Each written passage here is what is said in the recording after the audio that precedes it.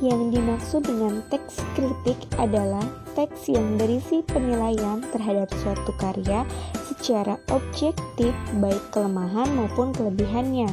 Bismillahirrahmanirrahim.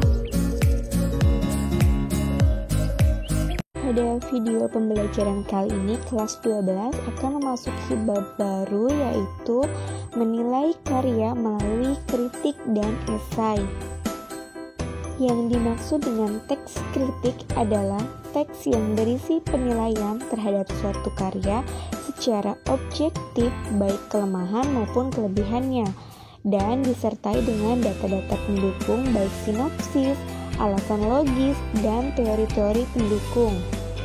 Sedangkan teks esai berisi kajian tentang suatu objek atau fenomena tertentu berdasarkan sudut pandang pribadi penulisnya, bersifat subjektif dan disajikan dengan gaya bahasa khas penulisnya. Kata kritik berasal dari bahasa Yunani, yaitu krinian atau krites, yang berarti menghakimi.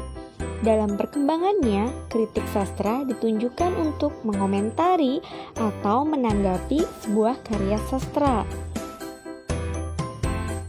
Nah, karya yang dikritik dapat berupa karya seni, karya sastra, musik, film, atau karya lukis.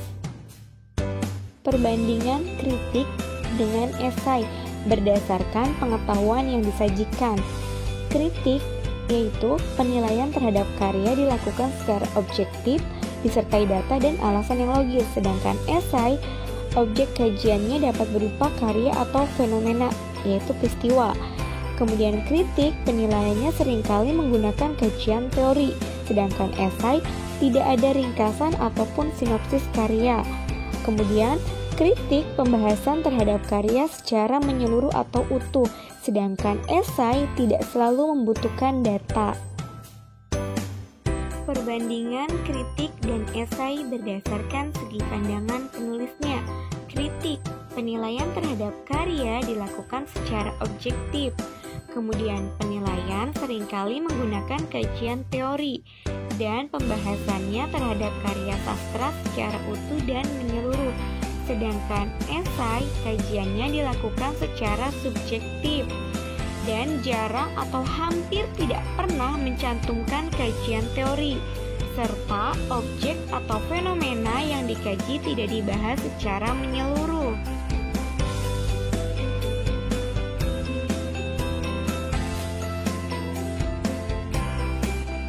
Selanjutnya, jenis kritik ditinjau dari sifat aslinya, yaitu ada kritik akademik dan kritik non-akademik. Kritik berdasarkan tujuan dibedakan menjadi 3. Yang pertama ada kritik pemaknaan, yang kedua ada kritik penghakiman, dan yang ketiga ada kritik penilaian.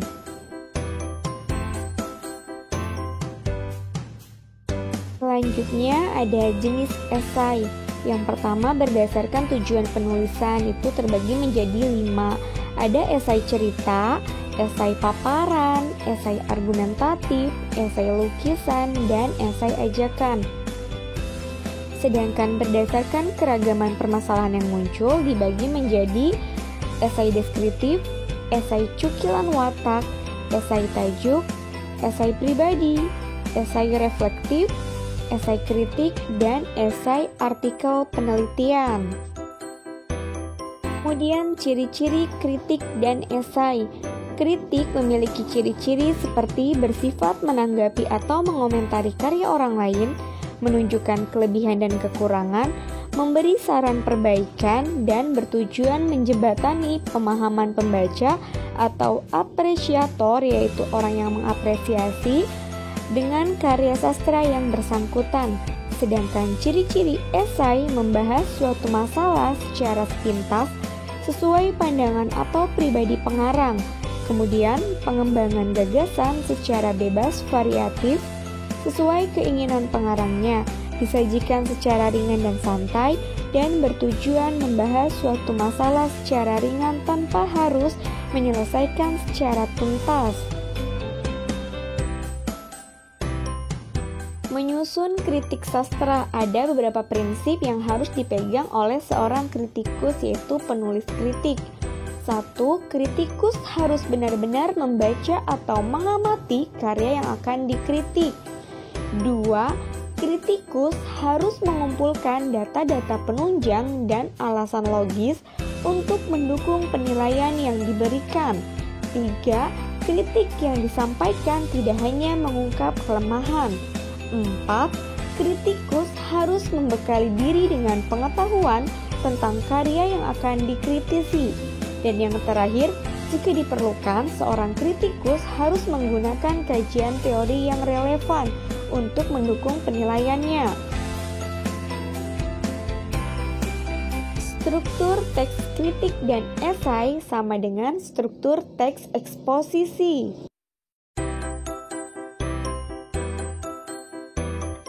Struktur kritik sastra terdiri menjadi 3 bagian. Yang pertama ada pengenalan isu atau tinjauan karya, kemudian ada pemaparan argumen, dan terakhir ada penilaian atau rekomendasi. Pada bagian pengenalan isu atau tinjauan karya berisi identitas buku yang dikritik dan sinopsisnya, sedangkan pada pemaparan argumen berisi hasil interpretasi. Dan bagian penilaian atau rekomendasi berisi kelebihan dan kelemahan karya yang dikritik. Sedangkan struktur teks esai terdiri menjadi 3 bagian, yaitu pendahuluan, isi dan pembahasan, terakhir adalah penutup atau kesimpulan. Selanjutnya adalah kaidah kebahasaan kritik sastra dan esai. Yang pertama, menggunakan pernyataan-pernyataan persuatif.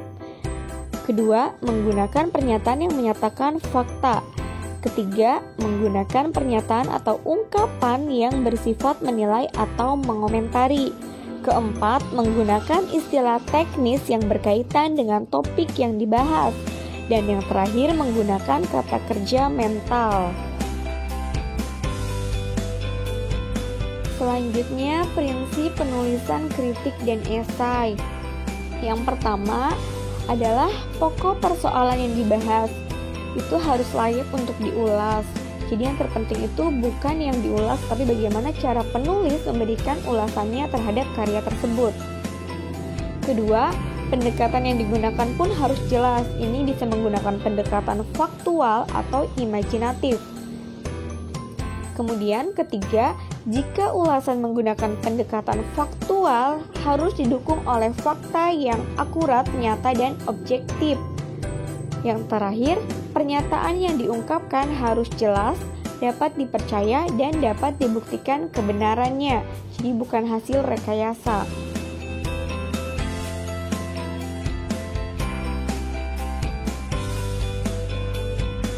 Langkah-langkah menyusun kritik sastra. Yang pertama, memilih karya sastra yang akan dibahas. Kedua, melakukan interpretasi. Ketiga, melakukan analisis.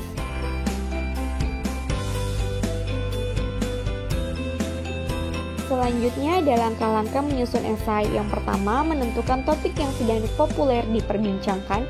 2. Melakukan riset atau tindakan meneliti, menggali, menyelidiki, atau menafsirkan suatu topik pembahasan. 3. Membuat kerangka. Lalu yang keempat, menulis dan menyunting, yaitu memperbaiki tulisan. Nó xạ từ nhau vậy?